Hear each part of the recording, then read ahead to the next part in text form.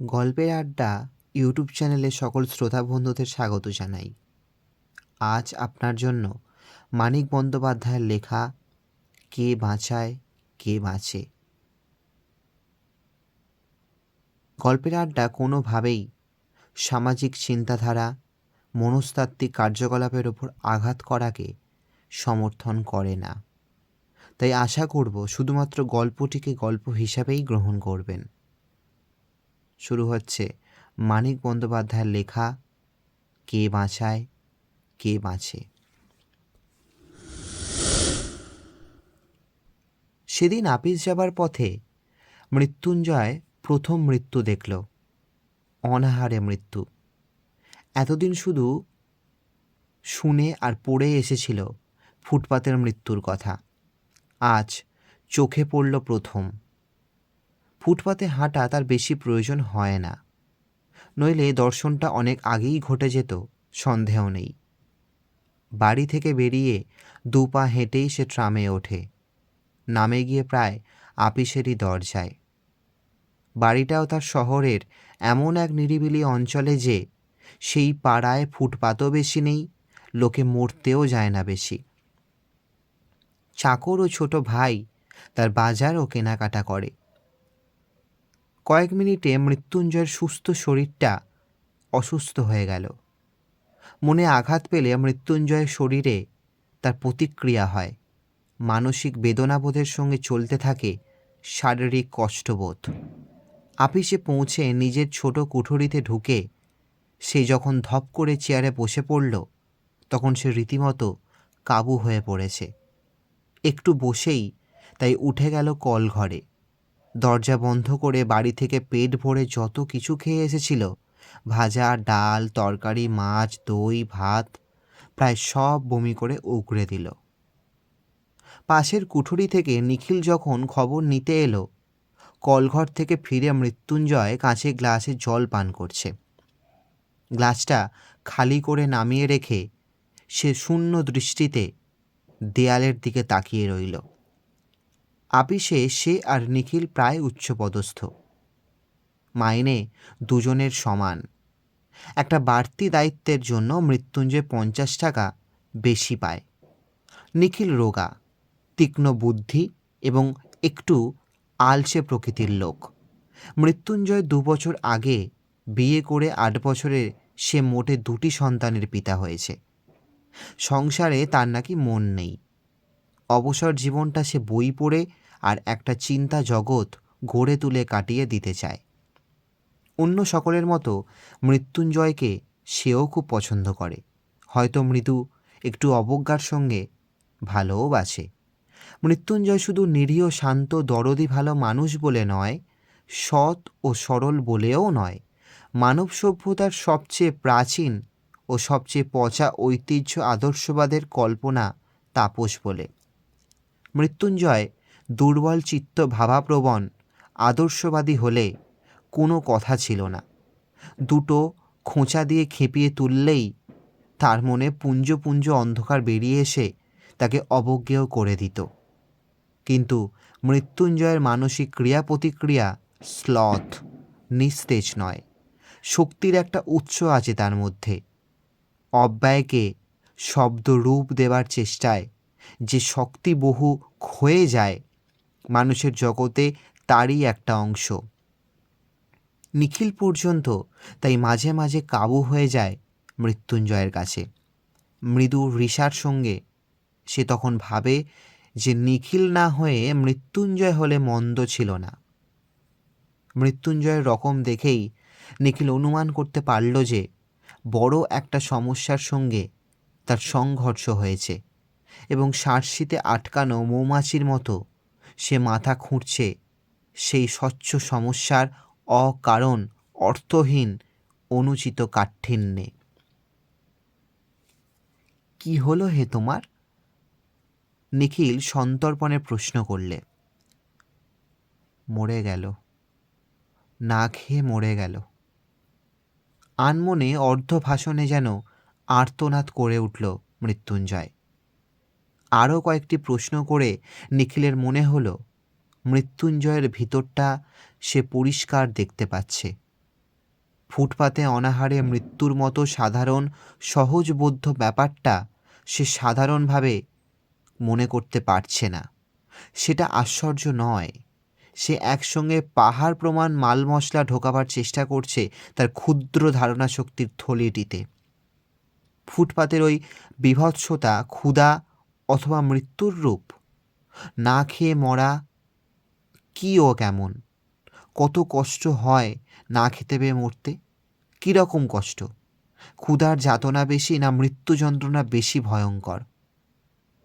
অথচ নিখিল প্রশ্ন করলে সে জবাবে বলল, অন্য কথা ভাবছি।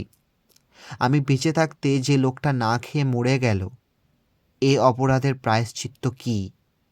জেনে শুনেও এতকাল 4 বেলা খেয়ে করে এসেছি, পেট ভরে। যথেষ্ট রিলিফ ওয়ার্ক হচ্ছে লোকের অভাবে। আর এদিকে ভেবে পাই না কি করে সময় কাটাবো। ধিক, শত ধিক আমাকে। মৃত্যুঞ্জয়ের চোখ ছলছল করছে দেখে নিখিল চুপ করে থাকে। দরদের চেয়ে ছোঁয়া যে কিছুই নেই এই জগতে। নিখিলের মনটাও খারাপ হয়ে যায়। দেশের সমস্ত দরদ পুঞ্জীভূত করে ঢাললেও এ আগুন নিভবে না ক্ষুধার। অন্যের বদলে বরং সমিধে পরিণত হয়ে যাবে। ভিক্ষা দেওয়ার মতো অস্বাভাবিক পাপ যদি আজও পূর্ণ হয়ে থাকে, জীবন ধারণের অন্যে মানুষের দাবি জন্মাবে কিসে? রূঢ় বাস্তব নিয়মকে উল্টে মধুর আধ্যাত্মিক নীতি করা যায়, কিন্তু সেটা হয় অনিয়ম। চিতার আগুনে যত কোটি মড়াই এ পর্যন্ত পোড়ানো হয়ে থাকে, পৃথিবীর সমস্ত জ্যান্ত মানুষগুলোকে চিতায় তুলে দিলে আগুন তাদেরও পুড়িয়ে ছাই করে দেবে। বিক্ষুব্ধ চিত্তে এইসব কথা ভাবতে ভাবতে নিখিল সংবাদপত্রটি তুলে নিল। চোখ বুলিয়ে যেতে যেতে নজরে পড়ল ভালোভাবে সাথীর ব্যবস্থা করে গোটাকুড়ি মৃতদেহকে স্বর্গে পাঠানো হয়নি বলে এক স্থানে তীক্ষ্ণ ধার হাঁ হুতাশ ভরা মন্তব্য করা হয়েছে। কদিন পরেই মাইনের তারিখ এলো। নিখিলকে প্রতি মাসে 3 জায়গায় কিছু কিছু টাকা পাঠাতে হয়। মানি অর্ডারের ফর্ম আনিয়ে কলম ধরে সে ভেবে ঠিক করবার চেষ্টা করছে 3টি সাহায্য এবার 5 টাকা করে কমিয়ে দেবে কিনা। মৃত্যুঞ্জয় ঘরে এসে বসল। সেদিনের পর থেকে মৃত্যুঞ্জয়ের মুখ বিষণ্ণ গম্ভীর হয়ে আছে। নিখিলের সঙ্গেও বেশি কথা বলেনি। একটা কাজ করে দিতে হবে ভাই। মৃত্যুঞ্জয় 1 তারা নোট নিখিলের সামনে রাখল। টাকাটা কোনো রিলিফ ফান্ডে দিয়ে আসতে হবে। আমি কেন? আমি পারবো না। নিখিল ধীরে ধীরে টাকাটা গুনল। সমস্ত মাইনেটা? হ্যাঁ। বাড়িতে তো 9 জন লোক, মাইনের টাকায় মাস চলে না, প্রতি মাসে ধার করছিস। তা হোক, আমার কিছু একটা করতেই হবে ভাই। রাতে ঘুম হয় না, খেতে বসলে খেতে পারি না, একবেলা খাওয়া ছেড়ে দিয়েছি। আমার আর টুনুর মার একবেলার ভাত বিলিয়ে দিই। নিখিল এক দৃষ্টিতে তাকিয়ে থাকে। জ্বর হলে যেমন দেখায়, মৃত্যুঞ্জয়ের গোলগাল মুখখানা তেমনি থমথম করছে। ভেতরে সে পুড়েই যাচ্ছে, সন্দেহ নেই। টুনুর মার যা স্বাস্থ্য, একবেলা খেয়ে দিন 15-20 টিকতে পারবে। মন্তব্য শুনে মৃত্যুঞ্জয় ঝাঁপিয়ে উঠল। আমি কি করব? কত বলেছি, কত বুঝিয়েছি, কথা শুনবে না। আমি না খেলে উনিও খাবেন না। এ অন্যায় নয়, অত্যাচার নয়। মরে তো মরবে না খেয়ে। নিখিল ভেবেছিল বন্ধুকে বুঝিয়ে বলবে, এভাবে দেশের লোককে বাঁচানো যায় না। যে অন্ন পাওয়া যাচ্ছে সে অন্ন তো পেটে যাবেই কারো না কারো।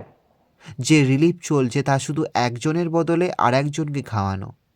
এতে শুধু আড়ালে যারা মরছে তাদের মরতে দিয়ে চোখের সামনে যারা মরছে তাদের কয়েকজনকে বাঁচানোর চেষ্টা করার সান্ত্বনা। কিন্তু এসব কোনো কথাই সে বলতে পারল না। গলায় আটকে গেল। সে শুধু বলল, ভুরি ভোজনটা অন্যায়, কিন্তু না খেয়ে মরাটা উচিত নয় ভাই। আমি কেটে ছেটে যতদূর সম্ভব খাওয়া কমিয়ে দিয়েছি। বেঁচে থাকতে যতটুকু দরকার খাই, এবং দেশের সমস্ত লোক মরে গেলেও যদি সেইটুকু সংগ্রহ করার ক্ষমতা আমার থাকে, কাউকে না দিয়ে নিজেই তা আমি খাবো। নীতি ধর্মের দিক থেকে বলছি না, সমাজ ধর্মের দিক থেকে বিচার করলে 10 জনকে খুন করার চেয়ে নিজেকে না খাইয়ে মারা বড় পাপ। ওটা পাশবিক স্বার্থপরতা। কিন্তু যারা না খেয়ে মরছে তাদের যদি স্বার্থপরতা থাকতো, 1 কাপ অখাদ্য গ্রুয়েল দেওয়ার বদলে তাদের যদি স্বার্থপর করে তোলা হতো, অন্ন থাকতে বাংলায় না খেয়ে কেউ মরতো না। তা সে অন্য 1000 মাইল দূরেই থাক আর 31টা তালা লাগানো গুদামেই থাক। তুই পাগল নিখিল, বদ্ধ পাগল, বলে উঠল মৃত্যুঞ্জয়। তারপর দিন দিন কেমন যেন হয়ে যেতে লাগলো মৃত্যুঞ্জয়। দেরি করে আপিসে আসে, কাজে ভুল করে, চুপ করে বসে ভাবে। একসময় বেরিয়ে যায়। বাড়িতে তাকে পাওয়া যায় না। শহরের আদি অন্তহীন ফুটপাত ধরে সে ঘুরে ঘুরে বেড়ায়। ডাস্টবিনের ধারে, গাছের নিচে খোলা ফুটপাতে যারা পড়ে থাকে, অনেক রাত্রে দোকান বন্ধ হলে যারা হামাগুড়ি দিয়ে সামনের রোয়াকে উঠে একটু ভালো আশ্রয় খোঁজে, ভোর 4টে থেকে যারা লাইন দিয়ে বসে, দাঁড়িয়ে দাঁড়িয়ে মৃত্যুঞ্জয় তাদের লক্ষ্য করে। পাড়ায় পাড়ায় লঙ্গরখানা খুঁজে বার করে অন্য প্রার্থীর ভিড় দেখে। প্রথম প্রথম সে এই সব নরনারীর যতজনের সঙ্গে সম্ভব আলাপ করত। এখন সেটা বন্ধ করে দিয়েছে। সকলে এক কথাই বলে, ভাষা ও বলার ভঙ্গি পর্যন্ত তাদের এক ধাঁচের। নেশায় আচ্ছন্ন অর্ধচেতন মানুষের প্যানপ্যানারির মতো ঝিমানো সুরে সেই এক ভাগ্যের কথা, দুঃখের কাহিনী। কারো বুকে নালিশ নেই, কারো মনে প্রতিবাদ নেই। কোথা থেকে কিভাবে কেমন করে সব ওলটপালট হয়ে গেল তারা জানেনি, বোঝেনি, কিন্তু মেনে নিয়েছে। মৃত্যুঞ্জয়ের বাড়ির অবস্থা শোচনীয়। টুনুর মা বিছানা নিয়েছে।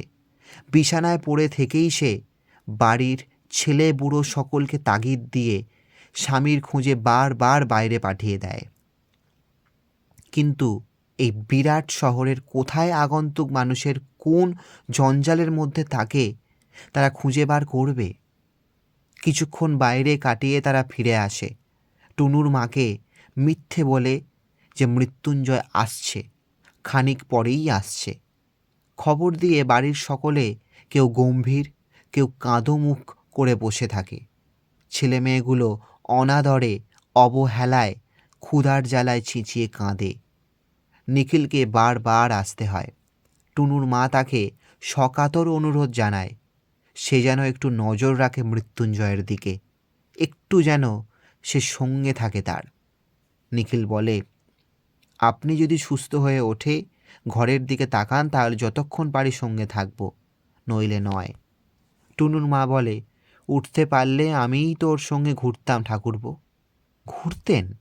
নিশ্চয়ই, ওর সঙ্গে থেকে আমিও অনেকটা ওর মতো হয়ে গেছি। উনি পাগল হয়ে যাচ্ছেন, আমরাও মনে হচ্ছে পাগল হয়ে যাব। ছেলে মেয়েগুলোর জন্য সত্যি আমার ভাবনা হয় না। কেবলই মনে পড়ে ফুটপাতের ওই লোকগুলোর কথা। আমাকে 2-3 দিন সঙ্গে নিয়ে গিয়েছিলেন। অনেকক্ষণ চুপ করে থেকে টুনুর মা আবার বলে, আচ্ছা, কিছুই কি করা যায় না? এই ভাবনাতেই ওর মাথাটা খারাপ হয়ে যাচ্ছে। কেমন একটা ধারণা জন্মেছে যথা সর্বস্ব দান করলেও কিছুই ভালো করতে পারবেন না। দারুণ একটা হতাশা জেগে উঠেছে ওর মনে। একেবারে মুষড়ে যাচ্ছেন দিনকে দিন। নিখিল শোনে আর তার মুখ কালি হয়ে যায়। মৃত্যুঞ্জয় আপিসে যায় না। নিখিল চেষ্টা করে তার ছুটির ব্যবস্থা করে দিয়েছে। আপিসের ছুটির পর সে মৃত্যুঞ্জয়ের কাছে যায়। মৃত্যুঞ্জয়ের ঘোরাফেরার স্থানগুলো এখন অনেকটা নির্দিষ্ট হয়ে গেছে। ঘন্টার পর ঘন্টা সেও মৃত্যুঞ্জয়ের সঙ্গে কাটিয়ে দেয়। ঘুরিয়ে ফিরিয়ে নানাভাবে তাকে উল্টো কথা শোনায়। নিজের আগেকার যুক্তি তর্কগুলো নিজেই খণ্ড খণ্ড করে দেয়। মৃত্যুঞ্জয় শোনে, কিন্তু তার চোখ দেখেই টের পাওয়া যায় যে কথার মানে সে আর বুঝতে পারছে না। তার অভিজ্ঞতার কাছে কথার মারপ্যাঁচ অর্থহীন হয়ে গেছে। ক্রমে ক্রমে নিখিলকে হাল ছেড়ে দিতে হয়। তারপর মৃত্যুঞ্জয়ের গা থেকে ধুলি মলিন সিল্কের জামা অদৃশ্য হয়ে যায়। পরনে ধুতির বদলে আসে ছেঁড়া ন্যাকড়া। গায়ে তার মাটি জমা হয়ে দৃশ্যমান হয়ে ওঠে। দাঁড়িতে মুখ ঢেকে যায়।